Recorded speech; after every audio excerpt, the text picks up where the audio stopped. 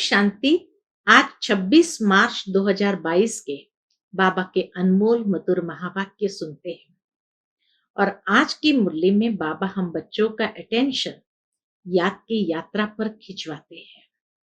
बाबा कहे, बच्चे कम से कम 8 घंटा याद की यात्रा का चार्ट बनाओ, क्योंकि जब तुम याद में बैठते हो तो बाबा कहे चारों ओर शांति और पवित्रता के वाइब्रेशन फैलते हैं, साथ ही साथ विकर्म विनाश होते हैं।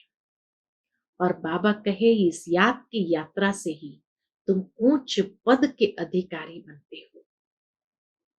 लेकिन याद की यात्रा से कभी थकना नहीं है। थक जाएंगे तो फिर याद की यात्रा बंद हो जाएगी और फिर इतना ऊंच पद पा नहीं सकेंगे। इसलिए बाबा बार बार कहते हैं कि याद की यात्रा में आगे बढ़ते जाओ। सुनते हैं बाबा के मधुर महावाक्य। ओम शांति। मीठे बच्चे, अब बेहद की रात पूरी हो रही है, दिन आने वाला है, वापस घर चलना है। इसीलिए अब दर दर भटकना बंद करो। आज की मुरली से प्रश्न है, किस प्रैक्टिस के आधार पर तुम बच्चे सर्विस बहुत अच्छी कर सकते हो? उत्तर है, यदि कम से कम 8 घंटे तक याद बनी रहे, यह प्रैक्टिस हो जाए तो सर्विस बहुत अच्छी कर सकते हैं, क्योंकि याद से ही सारे विश्व में पवित्रता और शांति के वाइब्रेशन फैलते हैं। याद से ही विकर्म भी विनाश होंगे और पद भी उच्च मिलेगा। इसलिए इस रूहानी यात्रा में कभी भी थकना नहीं है। जिस्म का भान छोड़ देही अभिमानी बनने का निरंतर अभ्यास करते रहना है। आज की मुरली से पहले गीत बजा है, रात के राही थक मत जाना, सुबह की मंजिल दूर नहीं है। ओम शांति। बच्चों ने सावधानी सुनी। बाप ने बच्चों को सावधानी दी। क्या सावधानी दी? कि हे रात के राही थक मत जाना, क्योंकि अब तुम्हारे लिए दिन आ रहा है। यह है बेहद की रात और दिन। बेहद की रात पूरी होती है और बेहद के दिन की स्थापना हो रही है। अब तुम बच्चों आत्माओं को जाना है। कहाँ? अपने घर, जिसके लिए तुमने आधा कल्प भक्ति की, परंतु तुम बाप को ढूंढ न सके। इतना भक्ति करने के बावजूद भी हम बाप को ढूंढ नहीं सके। बाप ने ही आकर हमें ढूंढा है, क्योंकि उनके नाम रूप को बदल दिया है। अब तुम जानते हो, बाप दिन में अथवा कलयुग से सतयुग में जाने का रास्ता बता रहे हैं। बाबा दिन में जाने का रास्ता यानी कलयुग से सतयुग में जाने का रास्ता बता रहे हैं। बाबा ने समझाया है, भ्रष्टाचारी उनको कहा जाता है जो विकार से पैदा होते हैं। भारतवासी बाप को ही भूल गए हैं।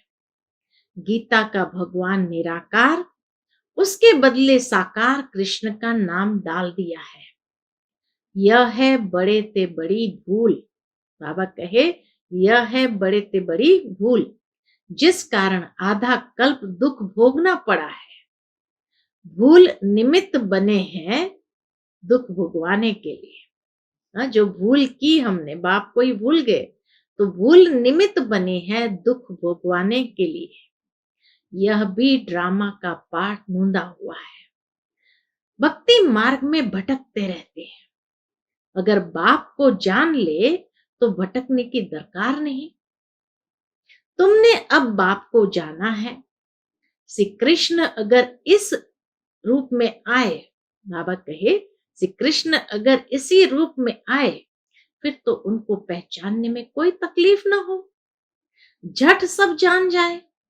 परंतु यह तो इतना गुप्त है जो तुम बच्चे भी भूल जाते हो। कृष्ण को तो कोई भूल न सके, सारी दुनिया एकदम चटक पड़े। अगर कृष्ण आ जाए उसी रूप में तो बाबा कहे सारी दुनिया एकदम चटक पड़े, समझे श्री कृष्ण तो हमको स्वर्ग में ले चलेगा, क्योंकि वह तो स्वर्ग का मालिक है, उनको कोई छोड़े ही नहीं। परंतु समझाने की बड़ी युक्ति चाहिए। अगर समझाने की युक्ति नहीं आती है तो कहां कहां डिससर्विस कर देते हैं, क्योंकि खुद ही पूरा समझा हुआ नहीं है।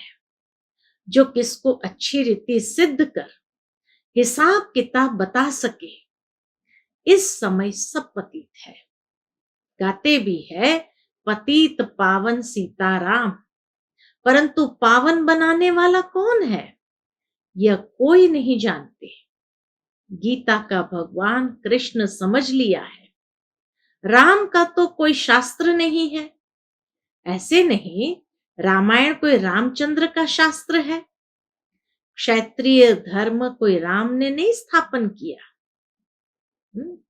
ब्राह्मण, देवता, क्षत्रिय, ये तीनों धर्म की स्थापना तो बाबा ने किया। क्षत्रिय धर्म कोई राम ने नहीं स्थापन किया। ब्राह्मण, देवता और क्षत्रिय तीनों धर्म एक साथ ही शिव बाबा स्थापन करते हैं।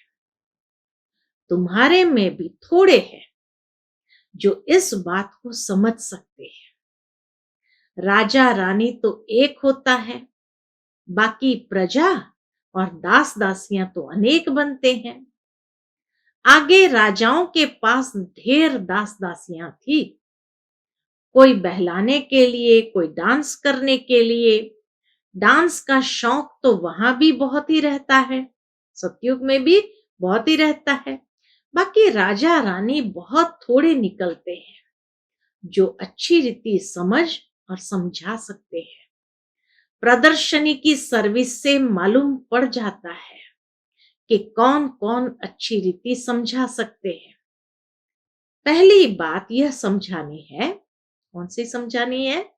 बाबा कहे पहली बात यह समझानी है कि भगवान को न जानने के कारण सर्वव्यापी कह दिया है। फिर दूसरी बात, बाबा कहे दूसरा, कृष्ण को भगवान कहने से स्वर्ग रचने वाले शिव बाबा का नाम गुम कर दिया है। निराकार बाप ही सबका रचयिता है, उस एक को ही याद करना है, वही राजयोग सिखलाते हैं। परंतु गीता में जो कृष्ण भगवान वाच लिख दिया है, इस कारण ही हाथ में गीता उठाए झूठी कसम लेते हैं। अब बताओ, क्या श्री कृष्ण हाजिर नाजिर है? पूछते बाबा। अब बताओ, क्या श्री कृष्ण हाजिर नाजिर है? वह निराकार परमात्मा हाजिर नाजिर है। सब मूंझे हुए हैं। अब तुम बच्चों को सवेरे उठ प्रैक्टिस करनी है समझाने की। बाबा कहे विचार सागर मंथन करो ताकि समझाने की प्रैक्टिस हो सके। अब तुम बच्चों को सवेरे उठ प्रैक्टिस करनी है समझाने की। राजा जनक का मिसाल कहते हैं, अष्टावक्र ने जनक को ज्ञान दिया, परंतु यह कोई ब्रह्म ज्ञान तो है नहीं, यह है ब्रह्मा ज्ञान। ब्रह्मा बाबा के द्वारा दिया हुआ ज्ञान, इसको ब्रह्म ज्ञान नहीं कहते, यह है ब्रह्मा ज्ञान। ब्रह्मा कुमारियां यह ज्ञान दे रही है, ब्रह्म कुमारियां नहीं। कई लोग कहते हैं ना ब्रह्म कुमारियां, बाबा कहते ब्रह्म कुमारियां नहीं, वह लोग ब्रह्म को ईश्वर समझते हैं, परंतु नहीं, ईश्वर तो बाप है, बाप का नाम ही शिव है, ब्रह्म तो तत्व है। ये सब बातें मोटी बुद्धि वाले समझ न सके, नंबरवार दास दासियां भी बनते हैं। समझना चाहिए, अगर हम किसको अच्छी तरह समझा नहीं सकते हैं तो हमारा पाठ पिछाड़ी में है। तो फिर पुरुषार्थ करना चाहिए। सारी दुनिया में जो जो कुछ सिखलाते हैं वह देह अभिमान से ही सिखलाते हैं। देही अभिमानी सिवाय तुम ब्राह्मणों के कोई है नहीं। तुम्हारे में भी नंबरवार है। जो आत्म अभिमानी बनते हैं, हम आत्माओं को सुनाते हैं। आत्मा इन ऑर्गन्स द्वारा बोलती है। आत्मा कहती है मैं नहीं सुन सकती हूं, बिना शरीर के आत्मा नहीं सुन सकती है। मेरे ऑर्गन्स खराब है। अगर कान की खराबी है तो कहेंगी आत्मा मैं नहीं सुन सकती हूं। तो देही अभिमानी बनने में मेहनत है। बार बार अपने को आत्मनिश्चय करना, देह से अलग समझना, बाबा कहे इसमें मेहनत है। सतयुग में देही अभिमानी रहते हैं, बाकी परमात्मा का ज्ञान नहीं है। बाप कहते हैं मेरा सिमरण वहां कोई नहीं करते, वहां दरकार ही नहीं। सिमरण अथवा याद एक ही बात है। वो लोग माला हाथ में लेते हैं, मुख से राम राम कहते हैं। यहां तो राम अक्षर कहना भी रॉन्ग हो जाता है। राइट अक्षर है शिव बाबा, परंतु शिव शिव भी नहीं कहना है। बाप को याद करने के लिए नाम थोड़ी लिया जाता है। कितना प्यार से बाबा कहते हैं कि बाप को याद करने के लिए नाम थोड़ी लिया जाता है। बाप को याद करना यह है यात्रा। जिस्मानी यात्रा पर जाते हैं तो भी याद रखते हैं हम अमरनाथ जा रहे हैं, है ना। अमरनाथ पर जाते हैं तो भी बाबा कहे याद रखते हैं हम अमरनाथ पर जाते हैं। वो नाम तो लेना पड़ता है ना। तुमको कुछ भी जपना नहीं है। तुम जान गए हो नाटक पूरा होना है। हमारे 84 जन्म पूरे हुए। यह पुराना चोला छोड़ना है। पाठ बजाते बजाते पतित होना ही है। बाप कहते हैं यह जो मनुष्य सृष्टि रूपी झाड़ है उनका थुर सड़ गया है, बाकी टाल टालियां बची है। यह भी तमो प्रधान हो गए हैं। झाड़ की आयु अब पूरी होती है। फिर से नाटक रिपीट होना है। हर एक अपना अपना पार्ट बजाएंगे। दूसरी कोई दुनिया नहीं है। अगर होती, बाबा कहकर दूसरी कोई दुनिया होती तो हम पढ़ते क्यों। कहते हैं बाबा फिर से आकर राजयोग सिखलाओ, गीता ज्ञान सुनाओ, पावन बनाओ। परंतु पतित हम कैसे बने हैं ये कोई जानता नहीं है। अब तुम जानते हो हम ही पावन थे। फिर हिस्ट्री रिपीट होती है। अब बाप कहते हैं वापस घर चलना है। घर में तो बाप ही रहता है। कहते हैं परमधाम में रहते हैं, फिर भूल जाते हैं। आत्माएं भी ब्रह्मांड में रहती है। यह सृष्टि है, इसमें मनुष्य रहते हैं। ब्रह्मांड में आत्माएं रहती है, फिर आती है यहां पाठ बजाने। ऊपर में आकाश तत्व है। पैर सबके पृथ्वी पर है, बाकी शरीर कहाँ है। वह तो आकाश तत्व में ही है। बाबा कहे मनुष्य क्या क्या चित्र बना करके दिखाते हैं। वहां तो आत्माएं स्टार्स रहती है। परमधाम में तो आत्माएं स्टार्स रहती है। वहां गिरने की चीज नहीं जो हम गिर पड़ेंगे। साइंस वाले रॉकेट में जाते हैं चक्कर लगाने, फिर बाहर भी निकलते हैं, लिखते भी है गिरने का डर नहीं। क्यों? क्योंकि गुरुत्वाकर्षण है ही नहीं। इतनी आकर्षण है जो मनुष्य आकाश तत्व में ठहर जाते हैं। तो इतनी छोटी सी आत्मा महतत्व में क्यों नहीं ठहर सकती। वहां पर भी कोई ग्रेविटी है नहीं, इसलिए बाबा कहे जहां है वहां ठहर जाती है। रहने का स्थान वहां ही है। यह सूर्य, चांद, स्टार्स बहुत बड़े हैं। ये कैसे ठहरे हुए हैं?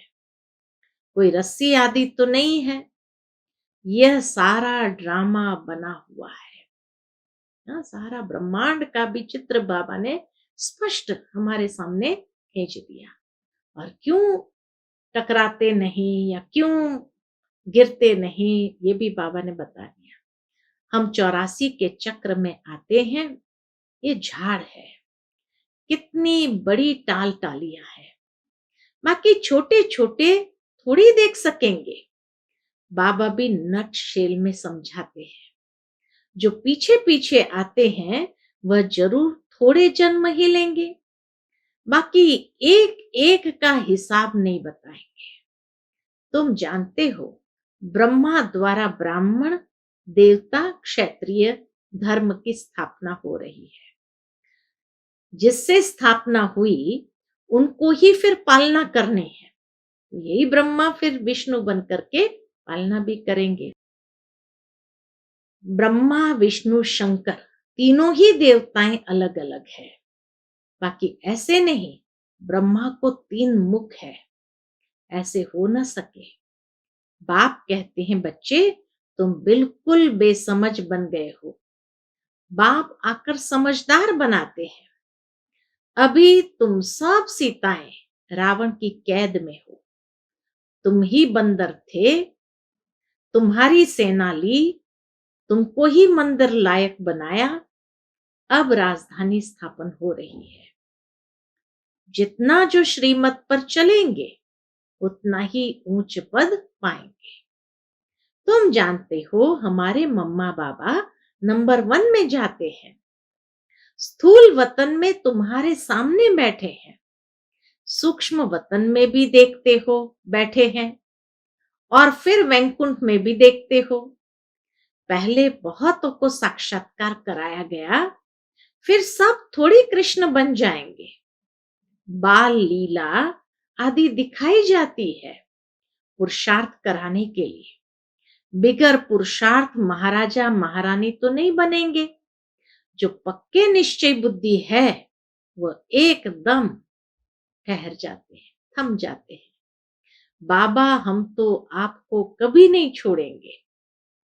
कहीं फिर ऐसे कहते कहते छोड़ भी देते हैं, ये भी है। आश्चर्यवत सुनंती कथंती भागंती हो जाते हैं। पहले की कहावत है, बाबा कहे ये पहले की कहावत है।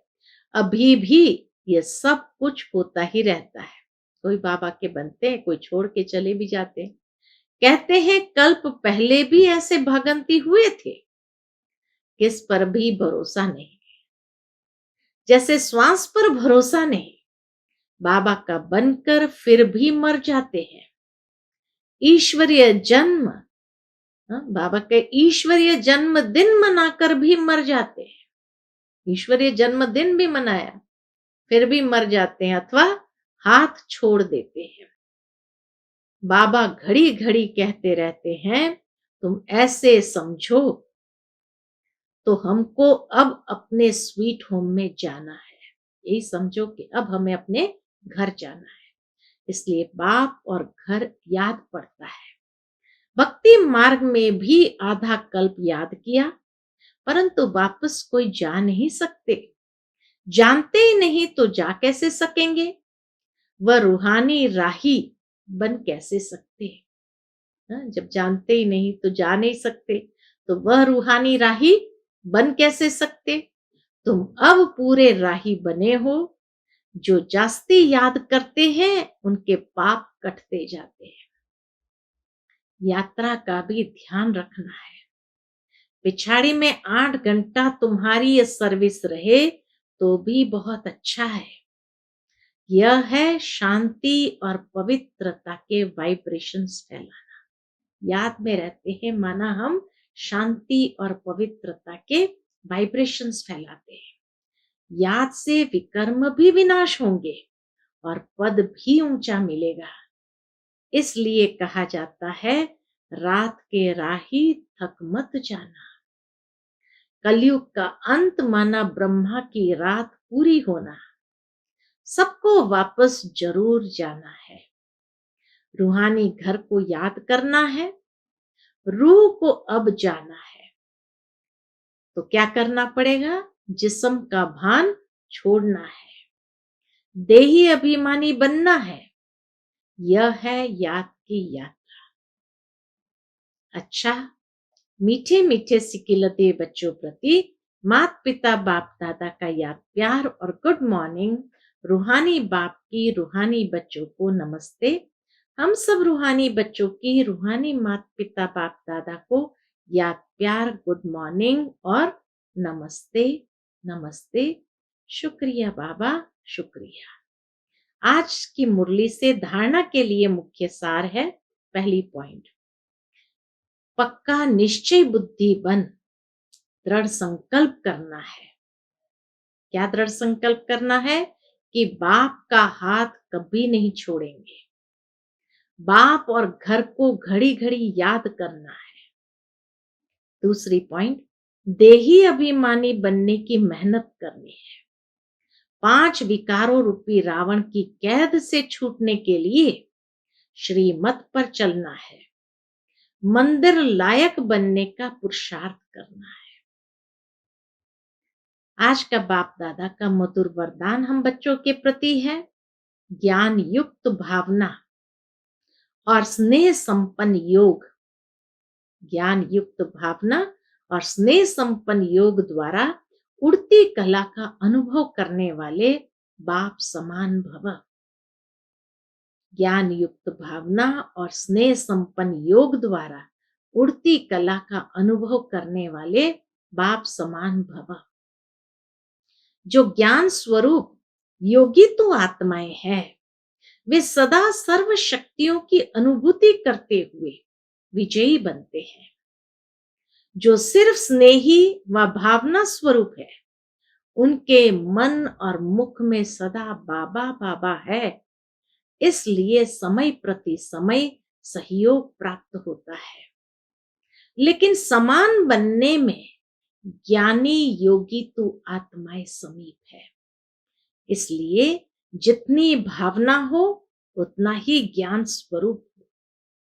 ज्ञान युक्त भावना और स्नेह संपन्न योग, इन दोनों का बैलेंस उड़ती कला का अनुभव कराते हैं।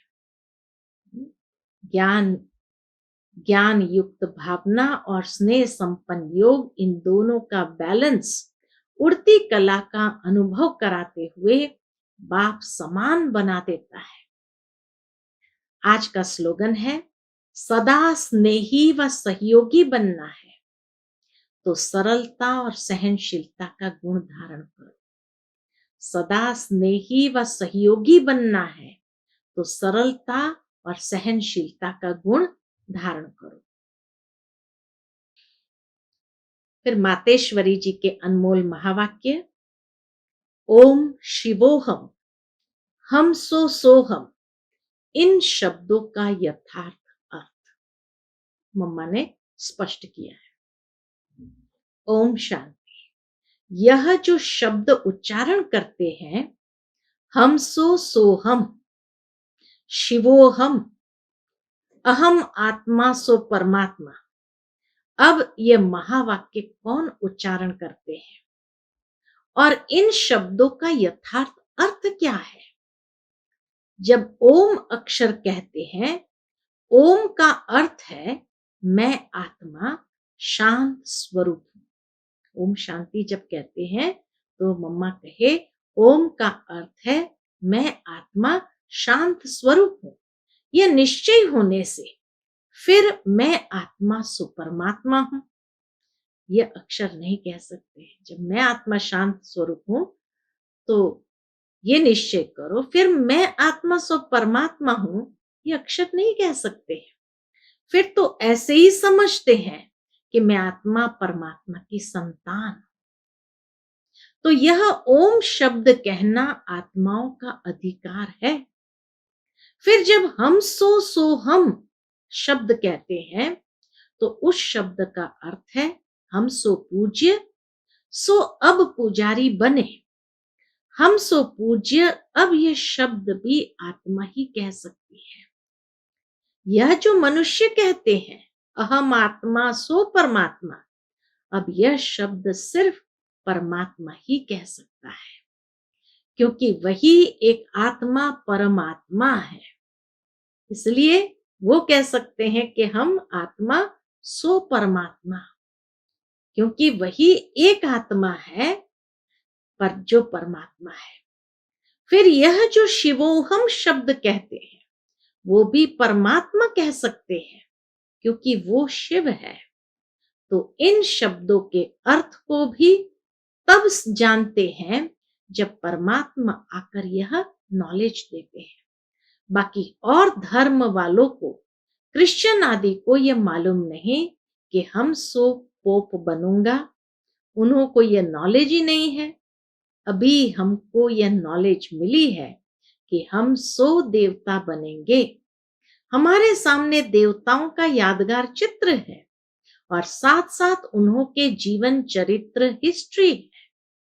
गीता भागवत सामने है, क्योंकि हम आदि से अंत तक सारे कल्प के चक्र में है।